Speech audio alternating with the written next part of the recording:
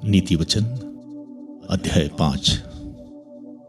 पुत्र, मेरी प्रज्ञा पर ध्यान दो, मेरी शिक्षा कान लगाकर सुनो, जिससे तुम विवेकशील बने रहो और तुम्हारे होंठ ज्ञान की बातें बोलें। व्यभिचारिणी के होठों से मधु टपकता है और उसकी वाणी तेल से भी चिकनी है, किंतु अंत में वह कड़वी और दुधारी तलवार जैसी तेज होती है। उसके पैर मृत्यु की ओर बढ़ते हैं और उसके कदम अधोलोक की ओर। वह जीवन के मार्ग का ध्यान नहीं रखती, उसके पथ टेढ़े मेढ़े हैं और उसे इसका पता नहीं।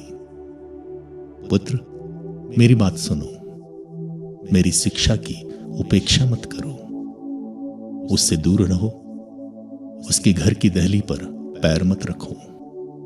कहीं ऐसा ना हो कि तुम अपनी मर्यादा खो बैठो और अपना जीवन उस निर्दय को अर्पित करो। ऐसा ना हो कि पराये लोग तुम्हारी संपत्ति से तृप्त हों, अपरिचित का घर तुम्हारे परिश्रम से लाभ उठाए, और जब तुम्हारे हाड़ मांस घुल गए हों तो तुम्हें जीवन के अंत में रोना पड़े।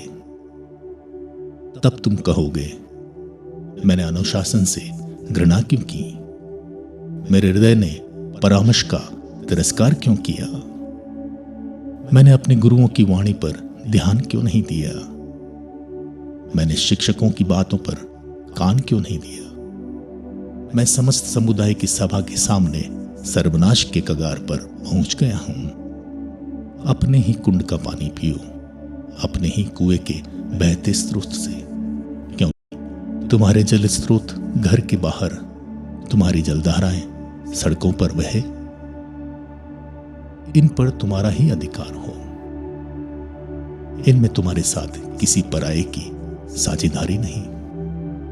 तुम्हारे जल स्रोत को आशीर्वाद प्राप्त हो। तुम अपनी युवावस्था की पत्नी, उस सुंदर हिरणी, उस रमणीय मृगी से सुखी रहो। उसका प्रेम स्पर्श तुमको तृप्ति प्रदान करता रहे, उसके प्रेम तुमको मोहित करता रहे। पुत्र, क्यों तुम व्यभिचारिणी पर मोहित होते हो?